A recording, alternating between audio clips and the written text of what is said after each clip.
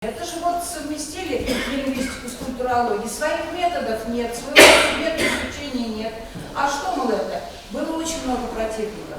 Но постепенно, шаг за шагом, лингвокультурология завоевывала не только вузовское академическое пространство, не только широко признана Российская академия наук, но и вступил в школы. И уже очень много, вот у нас в Башкортостане очень много учителей работает вот на этой лингвокультурологической основе и использует учебное пособие, школьные учебники альтернативные нашего профессора БГУ, доктора педагогических наук Лены Галиевны Саяковой. Вполне возможно, что вам это имя знакомо, потому что она и в Москве, и в Питере издала несколько различных учебников, методических рекомендаций для учителей, вот как раз по формированию лингвокультурологических компетенций. И сейчас уже 20 лет спустя, в принципе, нет учителей, филологов, которые бы возражали против использования лингвокультурологических подходов к изучению языка, потому что это дает хорошие результаты. Это обогащает детей духовно. Это расширяет их лингвистический кругозор. Вот не случайно раньше в университетах был факультет историко-филологический. И вот язык изучали в большом историческом контексте. Сейчас мы, изучая язык вот в культурологическом аспекте, естественно, используем данные и истории, и психологии, и педагогики, и культурологии. Без этого нельзя. Потому что изучать язык вот как замкнутое структурно-семантическое образование нам это ничего не даст. Это будет скучно и детям, и потом они застынут вот на таком уровне традиционного восприятия языка, а не его коммуникативной направленности. Культура народа. Вот, когда говорят, что лингвокультурология сформировалась на стыке лингвистики и культурологии, вот культурология, вы прекрасно знаете, изучает культуры народа. И надо сказать, что какой бы народ малочисленный ни был, он имеет свою культуру, которую мы с вами обязаны сохранить для человечества. Потому что вот эта многонациональная поликультурная мозаика – это достояние всего человечества. И нельзя допустить, чтобы какой-то язык вымер. Вот сейчас, например, народы крайнего севера, понятно, что там очень тяжелые условия жизни. Они собирают по крупицам некоторые языки крайнего севера, народов крайнего севера, это оленеводы, это вечная мерзлота. И вымирают народы, остается некоторыми языками владеют, например, около 300 человек. Представляете, вот уйдут из жизни эти 300 человек, и все, языка нет. А язык жив когда? Когда на нем говорят. Поэтому, конечно, культура народа, она закрепляется в языке и является результатом культурно-исторического развития народа. Но вот ребятам, когда мы говорим о связи языка и культуры, очень важно донести такую мысль, что ведь любая культура, она с одной стороны универсальна, а с другой стороны она этнична, то есть передает менталитет, образ жизни, призму мировидения какого-то конкретного народа. И вот на слайде вы видите универсальный компонент культуры, чем обусловлен, и этнический компонент культуры, чем обусловлен. Ну, понятно, универсальный компонент. Какую бы культуру вы ни взяли, народа Африки, народа Азии, в России народа, который проживает в России, то, естественно, универсальный характер бытия человека – это, во-первых, одно историческое время, это одна цивилизация, это земной шар, на котором все народы живут, независимо от того, в какой части этого земного шара. И универсальная природа бытия человека, она, конечно, будет отражаться на формировании культуры, ее содержания, и в этом ее универсальный характер. Хотя природные и социальные условия жизни у каждого народа специфические. Затем, универсальный механизм формирования материально-духовной культуры. У каждого народа есть национальная культура материальная. Ну, культура делится на материально-духовную, вы прекрасно знаете. Материальная культура. Каждый народ имеет свою традиционную кухню. Каждый народ имеет свои традиционные костюмы. традиционное жилище, которое тоже обусловлено тем, на какой земле проживает этот народ. И вот этот механизм формирования культуры, культурные архетипы, культурные образы, они тоже являются универсальными. И, наконец, когнитивные процессы, как мы осмысливаем окружающий мир, это процессы категоризации, концептуализации и номинации. Вот язык с чего начинается? Предмет увидели, дали ему название. Затем он входит в тезаурус, в лексический фонд языка, мы начинаем пользоваться. Это касается сейчас и заимствованных слов. Межкультурные контакты, они очень активны, и до сих пор в русский язык входят заимствованные из разных языков. И мы этими языками пользуемся, мы знаем, что они означают.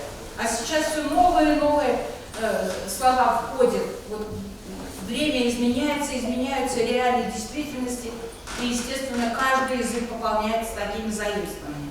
Вот довести до умов детей, что культура универсальна, и нет плохой культуры, нет хорошей культуры. Все культуры своеобразные, специфичные, но в основе их лежит универсальная природа, как окружающего мира, так и самого человека. Этнический компонент культуры обусловлен, конечно, тем, где живет народ, в каких условиях, какой образ жизни ведет.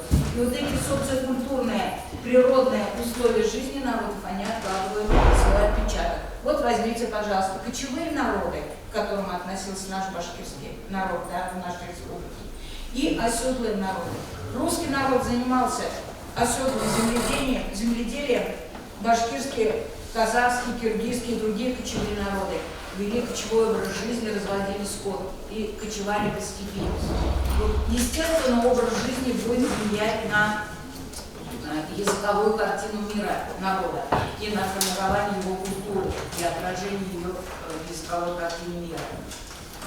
Из-за того, где мы живем, как мы живем, каковы наши традиции, обычаи, складываются стереотипы мировосприятия. И поэтому сейчас вот тоже широко используется термин «языковая картина мира», «национальная языковая картина мира», потому что вообще картина мира не существует. Она передается в разных конкретных языках, и поэтому существует множество национальных языковых картин мира. И вот эти стереотипы мировосприятия, менталитет народа находит отражение в языке, причем в языковых единицах. Я вот фразеолог, я занимаюсь многие годы фразеологией, френеологией, и мне интересно приводить примеры на материале фразеологии, потому что фразеологизм – это образная единица, вы знаете, и она наиболее ярко отражает менталитет разных народов. И если мы возьмем пословицы, эквиваленты в разных языках, мы увидим, насколько вот этот стереотип мировосприятия, насколько образы будут разными, в зависимости от того, где народ проживает. Вот, например, мы говорим «покраснел как рак», а поляки скажут «покраснел как мак». Причем у нас есть фразеологизм, компаратив «покраснел как рак». Да? И нам понятно, почему красный как рак. Мы же знаем, как мак.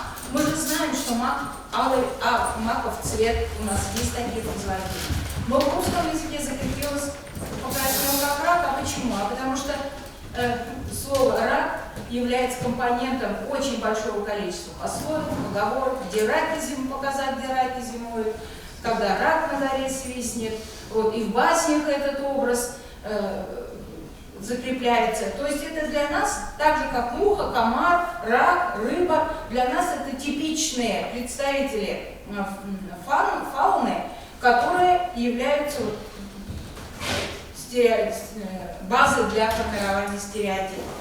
Тип хозяйственный я уже затронула, это вот кочевой или оседлый образ жизни. На Кавказе, например, виноградарство, в Средней Азии, предположим, выращивание фруктовых садов и так далее. То есть, чем занимается народ, чем зарабатывает себе на пропитание, какой традиционный образ жизни. Вот сейчас башкиры, конечно, уже не ведут кочевой образ жизни. Но интересно, что когда мы говорим о традиционном образе жизни, вот при восприятии одним народом другого народа почему-то иногда вот застревает мышление на том традиционном. Когда я в свое время, это правда очень давно уже было, в Москве училась в аспирантуре, приехала из Уфы, и тогда еще был Советский Союз, и представители всех союзных республик, всех национальных регионов обучались в Москве, в Московском, тогда в пединституте имени Ленина, сейчас МПГУ. И вот обучаясь, они, те, кто жил в центральной части России, нам говорили: а правда, что у вас там медведи по улицам ходят? Мы говорим: да, и в юртах живут до сих пор. Вот. А цивилизация, она ведь продвигается так, что вот этот традиционный быт сейчас настолько нивелируется, и все народы, вот современная культура, современный культурный уровень, он практически не отличается. В Азии человек живет, в Африке живет, ну, в разных странах, конечно. Ну и вот эта национальная культура формирует традиционное верование, обычаи и общий уклад жизни, быт. И вот эти верования, понятно, тоже 5 мировых религий находят отражение в системе верований. Смотрите, сколько у нас много фразеологизмов в русском языке с компонентами душа. Мы знаем, где она находится, что с ней можно делать. Как много у нас компонентов, фразеологизм с компонентом Бог. Например, Бог его знает, Бог весть, дай Бог и так далее, не дай Бог. Вот. Сколько у нас компонентов с обозначением традиционной русской нечисти. Леший, домовой, водяной там, и так далее, и так далее. Русская демонология, она очень интересная, и отдельные культурологические исследования посвящены. И у каждого народа эти свои традиции, свои обычаи и свои традиционные верования. В чем же заключается, вот мы говорим о лингвокультурологии, о поликультурном контексте нашей образовательной системы, а в чем конкретно заключаются лингвокультурологические подходы к изучению языка, любого, русского, родного, иностранного, и как их применять в нашей практической деятельности. Хотя вот сейчас у нас в университете, в БГПО, функционируют 2 программы, нацеленные вот на лингвокультурологические подходы к изучению языка. Это программа заочная «Русский язык и литература в поликультурной среде». Руководитель, вы еще встретитесь с ней, она будет перед вами выступать, заведующий кафедрой литературы, доктор филологических наук, профессор Борисова Валентина Васильевна, она руководит этой программой. И вторая моя программа, она бюджетная, очная, называется «Сравнительная филология в поликультурно-образовательной среде». И вот лингвокультурологические подходы, мы с заочными, и на той, и на другой программе работаем, мы уже с нашими заочниками, либо по тем пособиям Лены Валерьевны Саяковой, активно внедряем лингвокультурологические подходы к изучению языка. И вот ни один еще учитель, а вот на той заочной программе «Русский язык и литература в поликультурно-образовательной среде» еще ни один учитель не сказал: ой, ну зачем мне это ваше? Вот я традиционно преподаю русский язык, мне больше ничего не нужно. Ни один. Все после того, как мы какой-то курс, вот так он и называется у меня, лингвокультурология в обучении русскому языку. После того, как мы этот курс проходим, они выполняют зачетную работу, они говорят, даже те, кто не использовал подходы, говорят, это будет работать, это нужно использовать. И с большим удовольствием на занятиях мы с вами с ними этим занимаемся. Так вот, главное в лингвокультурологическом подходе, видите, раскрытие языковых способов трансляции культурных ценностей. Вот как показать? Изучаем словообразование, даже фонетику. Уж я не говорю про лексику и фразеологию, это кладезь. Изучаем синтаксис, внеклассную работу по русскому ведем. И если мы будем опираться на вот эти языковые способы трансляции культурных ценностей, вы увидите, насколько возрастет мотивация детей к изучению. Им будет просто сидеть и интересно на уроках русского языка или родного языка. Известно, что новое – это хорошо забытое старое. И говорят, что лингвокультурологические подходы, они вот на пустом месте возникли, вдруг кому-то захотелось внедрить лингвокультурологические подходы. Конечно, это не так. И есть у лингвокультурологических подходов свои истоки. Вот. В чем они заключаются? Первое – лингвостороноведение. Возникло лингвостороноведение при обучении иностранным языкам. Вы знаете, что лингвостороноведческие словари при изучении английского языка, любого иностранного языка опирается на знание о стране изучаемого языка. Если изучать английский язык, например, или американский его вариант, и не знать, что творится в Великобритании, да, или в Америке, какова там политическая система, какова там экономика, какие там традиции, обычаи, разве можно в совершенстве овладеть английским языком? Точно так же и русским, и родным языком. Поэтому лингвостановление сформировалось у нас в СССР, когда мы говорили об обучении русскому языку как неродному. До сих пор это направление, оно активно развивается. В нашем, вот я более 40 лет работаю в ВУЗе, после окончания филологического факультета в пединституте сначала, теперь в педуниверситете, и мы всегда говорили о том, что национальное культурное своеобразие русского языка нужно на уроках русского языка студентам освещать.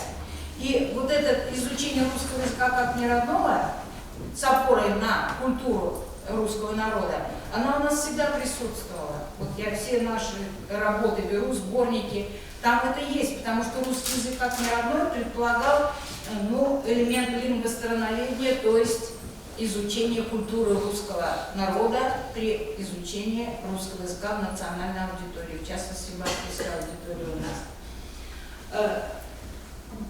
В последние годы, в 80-м году, в частности, появилась очень интересная книга Евгения Михайловича Верещагина и Виталия Григорьевича Костомарова. Она так и называется «Лингвостановическая теория слова».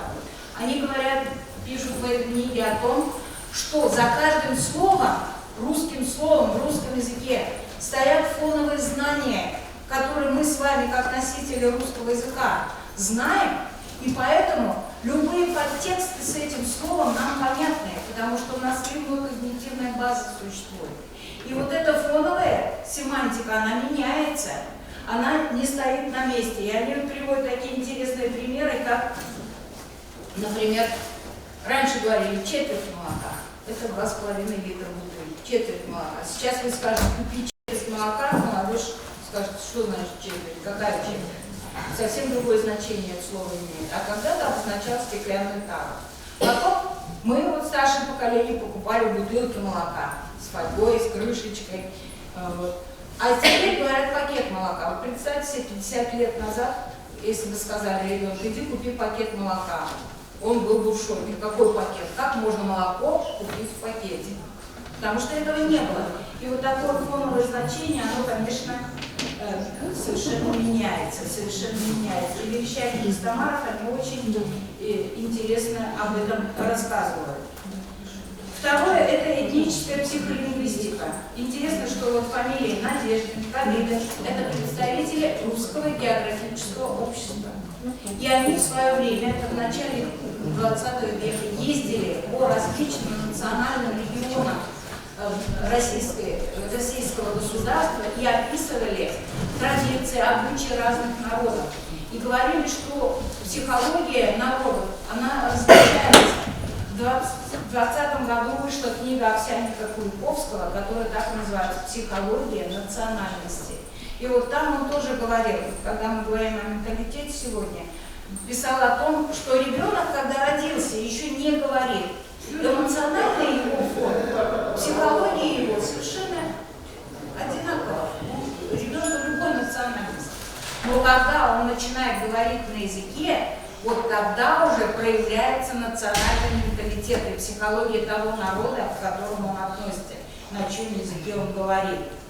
Ну, Штейнталь выпускали журнал «Этническая психология», вот, и раскрывали как раз тоже культурологические основы языкового мировидения народа. Ну и фон Гумбольд, конечно, известен всем. Вот Вильгельм фон Гумбольд, философ, лингвист, он первый сказал о том, что в языке есть дух народа. Дух народа. И вот интересно очень у него цитата, когда он отмечает вот эту специфику осмысления предмета, явления, отношения в том или ином языке. Гумбольд писал, разные названия одной и той же вещи в разных языках – это не просто разные слова, это разное видение ее.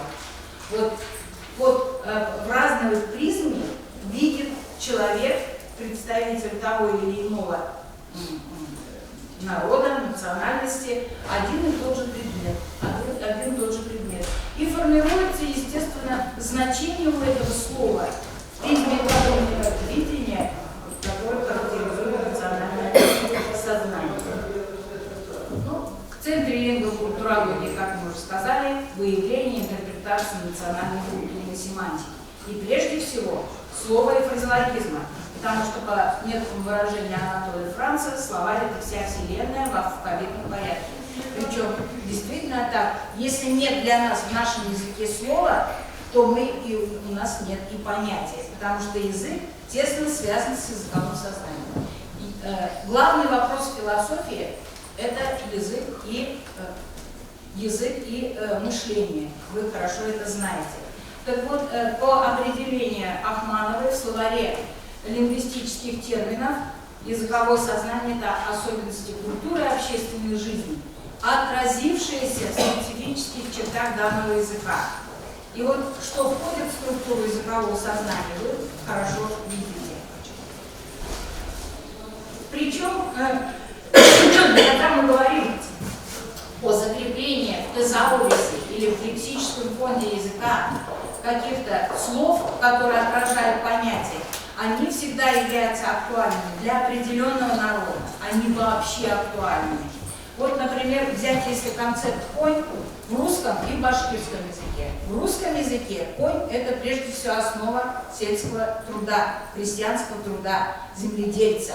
А в башкирском языке конь — это друг, помощник коневода, скотовода.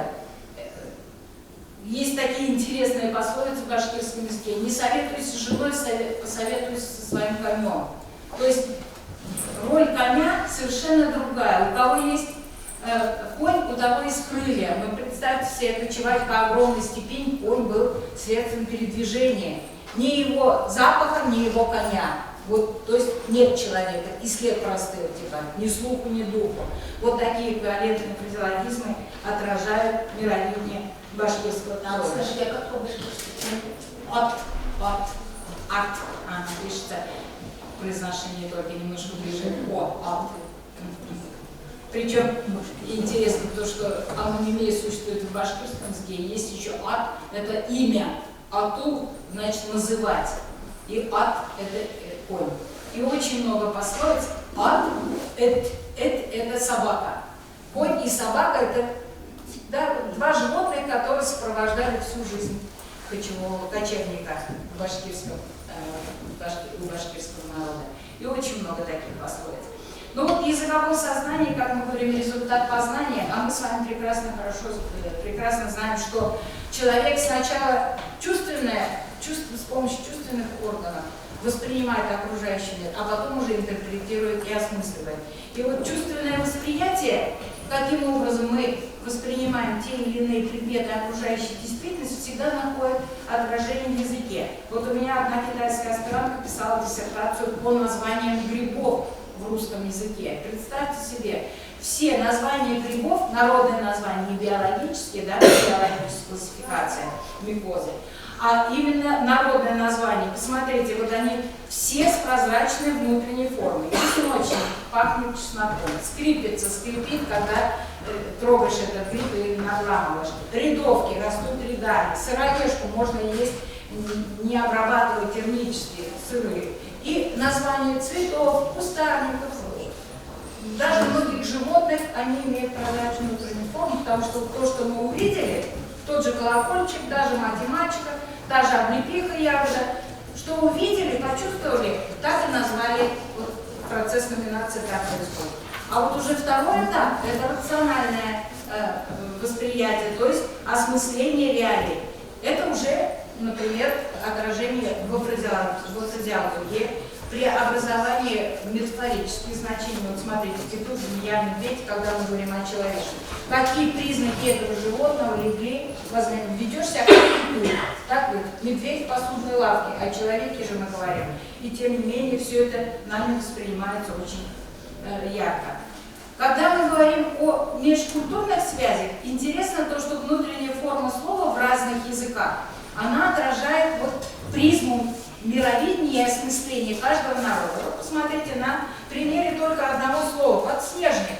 Мы знаем прекрасно, что это первоцвет, когда он появляется и как он появляется. Из-под снега. Нам на все это указывает приставка «под», ник – это суффикс предмета, и снеж – корень.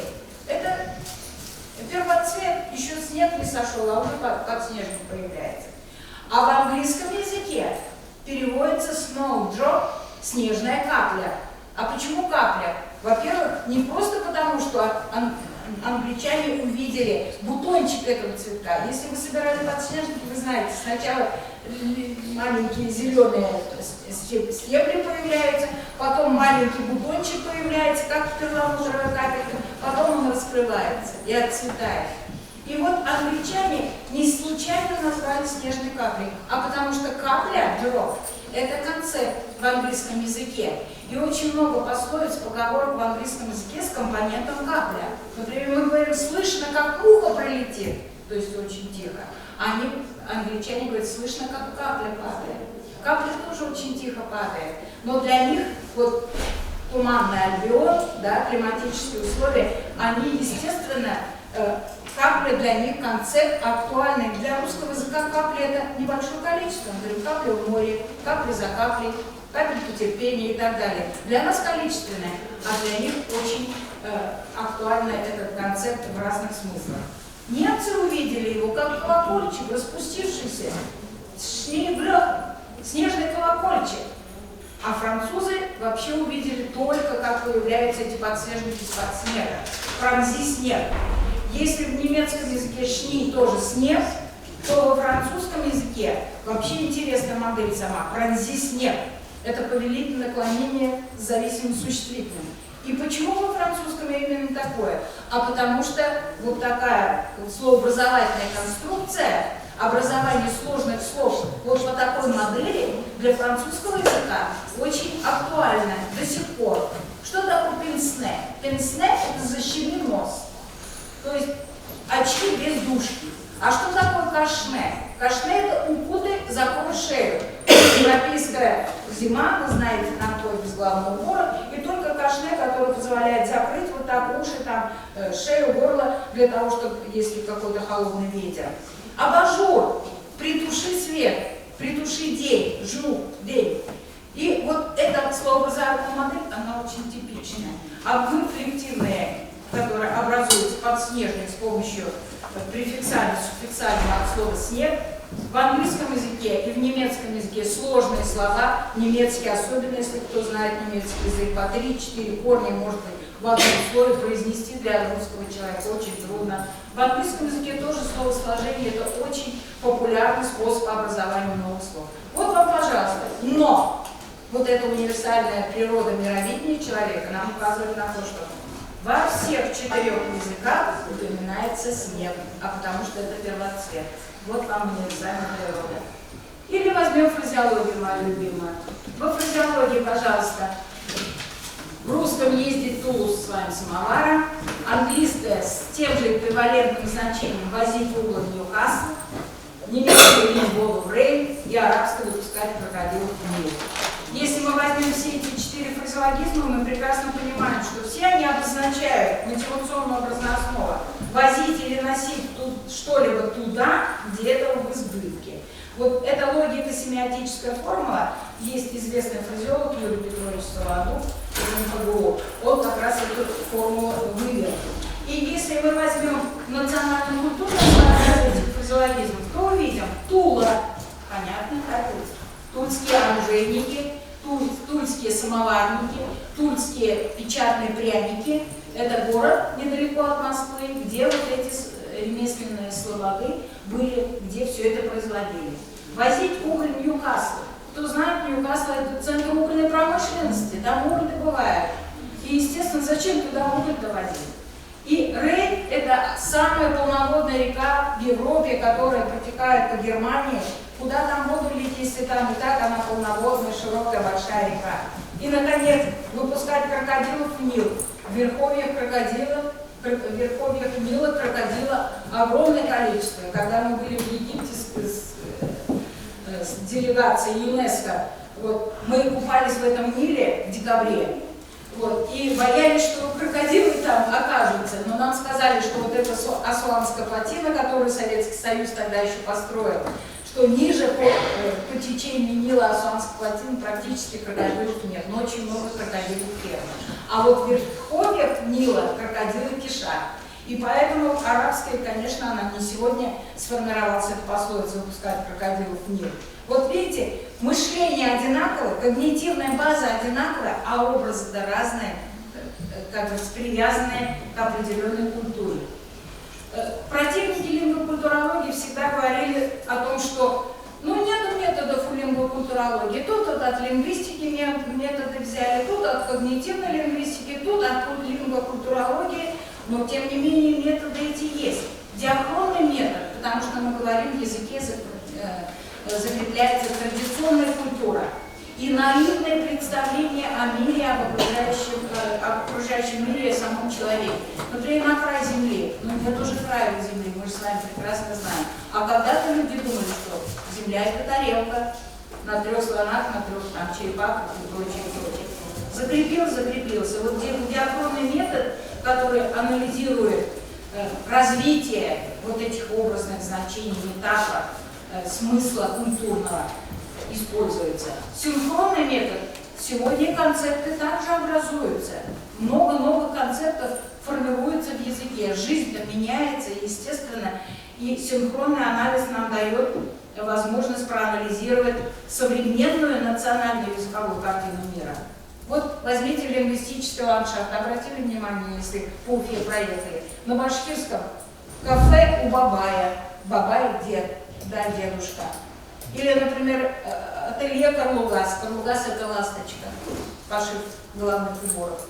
Или, например, ателье Салават, меховое ателье Салават, Юлаев, наш национальный герой. Лингвистический ландшафт дает формирование языковой картины мира именно с привязкой к конкретной территории, к конкретному языку. Типологический метод, мы с вами сказали, что универсальные есть черты языковой картины мира, и типология изучает как раз вот языковые универсалии. И, наконец, структурно-функциональный метод – это дискурс. А дискурс, как по выражению Нины Давидовны Арутюновой, это речь, погруженная в жизнь. И сейчас теория дискурса активно развивается, это тоже одна из новых научных парадигм, которая позволяет нам язык не как застывшую систему изучать, а как функционально действующую систему. И вот этот дискурс нам дает большой материал. Возьмите только интернет-дискурс, где мы с вами очень много видим нового. Кроме лингвокультурологии, как научной парадигмы, название научной парадигмы и образовательной парадигмы теперь уже, существует термин лингвокультура. Это сами культурные ценности, которые в языке закрепились. Причем на поверхностном и на глубинном уровне закрепились эти культурные сведения. Вот посмотрите, поверхностные или вербальные, то есть это слова безэквивалентная лексика, фразеология, которая нам сразу говорит, что это закреплена культура башкирского народа, английского народа, татарского народа, русского народа. Например, русская лапти, сарафан, матрешка, Лиса Патрикеевна, мы сразу скажем, что Лиса Патрикеевна – это русская народная сказка. А башкирская, если мы говорим, налили кумыс, сразу мы поймем, что речь идет о традиции встречать кумысом в этих пиалках у башкирского народа и других кочевых народов. А вот глубинный ценностно-смысловой уровень, он отражает русский дискурс. Как мы уже с вами сказали, в речи мы можем перевернуть все с ног на голову. То есть совершенно другой смысл передать выражению или высказыванию, или слову даже. Да, можем сказать, что будет звучать как нет, а нет будет звучать как да. Ну и так далее. Интонационный рисунок высказывания очень большое значение. Вот посмотрите русский дискурс, который совершенно непонятен иностранцам. Когда мы с иностранцами работаем, многие наши языковые формулы, они говорят, а почему это вот так? Я говорю, надо запомнить. А почему здесь так пишется? Я говорю, надо запомнить. Я говорю, почему у вас в русском языке все надо запомнить? Вот это структурно-семантическое образование языка нужно запомнить. Мы же не будем им рассказывать историю падения редуцированных там или еще что-нибудь. Вот русский дискурс. Очень умный. Ну, этот парень очень умный. Конечно, похвала. Умный очень. Немножко поменяли интонацию, слова те же, а уже осуждение порицания. Что умный очень, да, уже звучит как угроза. Или в башкирском языке, поскольку моя диссертация была посвящена физиологии в русском башкирском языке, у меня очень много интересных примеров из башкирского языка, но не сама башкирским языком, естественно, владею. Вот в башкирском языке есть категория определенности и неопределенности. И причем в зависимости от этого меняется форма глагола. Форма глагола меняется, если мы употребляем глагол в прошедшем времени. И используется один из суффиксов. Если я точно знаю, что вот этот политический деятель жил в этом доме, мои родители в этом доме жили, то я буду использовать глагол «я шайне», то есть «жил». Я точно знаю, что он жил. Родители мои там жили. А если я предполагаю или читала в справочниках, что этот человек жил в этом доме, но сама лично не знаю, не ведаю, это было 100 лет назад, я буду говорить «я шагаю». Когда он жил. Вот.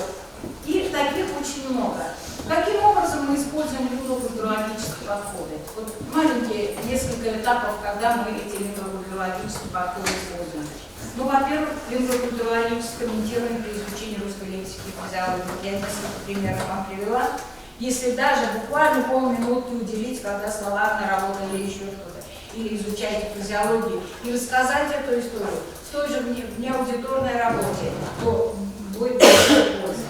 Опора на лингвокультурологические, словари, энциклопедические издания. Сейчас их очень много. Вот возьмите преподавание литературы. Уже Пушкина дети не знают, что такое бразды, что такое бучер и так далее.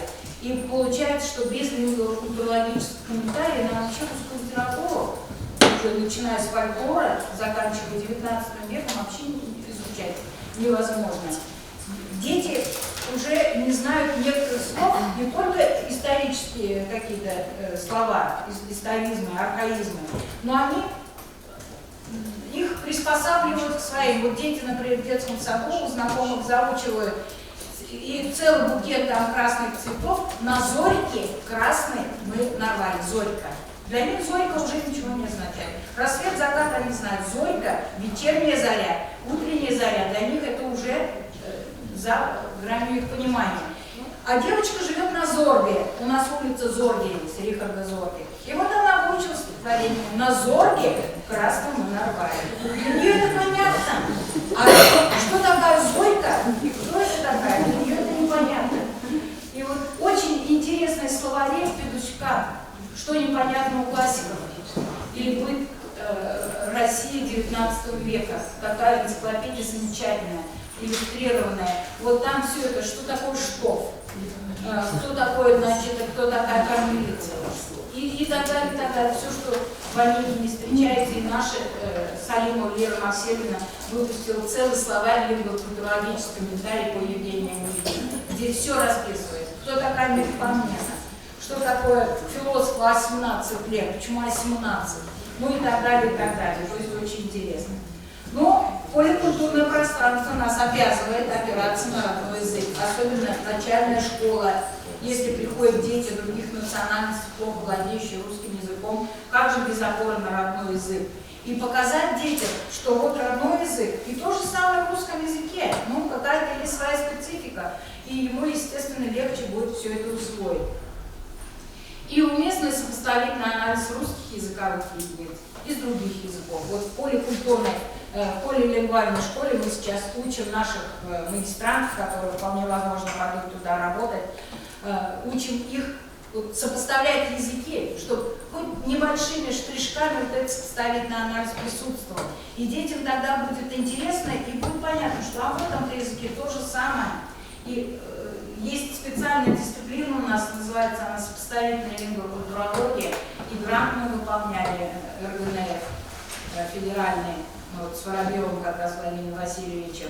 И учебное пособие есть у меня сопоставительная лингвокультурология, где все вот эти методы мы расписываем.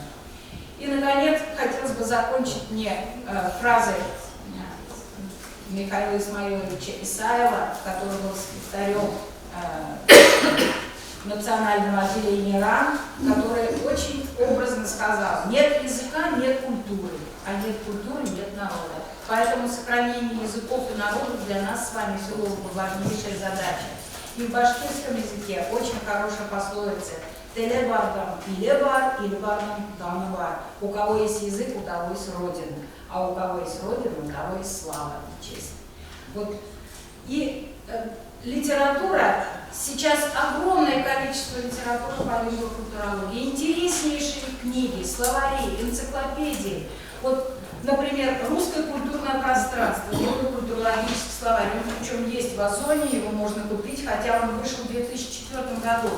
Там вся русская мифология представлена.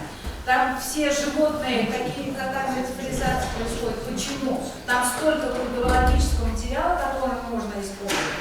Ну, Терли Насова, декан факультета иностранных языков МГУ, язык и межкультурная коммуникация. Она американец, на в Америке. И вот на примере русского и английского языка и менталитетов она приводит очень интересные примеры, которые тоже можно использовать. И у меня тоже есть книги, вот две только я назвала, это «Лингвистика межкультурной коммуникации», это курс лекций, тоже апробированы уже давным-давно, и с федеральным брифом. И последняя, одна из последних, вернее, работ сопоставительной лингвокультурологии, учебное пособие для магистрантов. Вот. Ну, мои книги «Лингвистику межкультурных», наверное, еще в интернете можно найти, а сопоставительную лингвокультурологию, наверное, не выкладывали в лайбрери. Вот, то есть литературы очень много. И я думаю, что вы, вот, может быть, уже используете эти лингвокультурологические подходы, а если нет, я думаю, что возьмете на вооружение. Я вот лично влюблена в лингвокультурологию, а мою фразеологию вообще без лингвокультурологических подходов невозможно, потому что это образное картирование окружающего мира. И когда мы описываем фразеологизм человека, его отношения, как мы можем без культуры? Никак.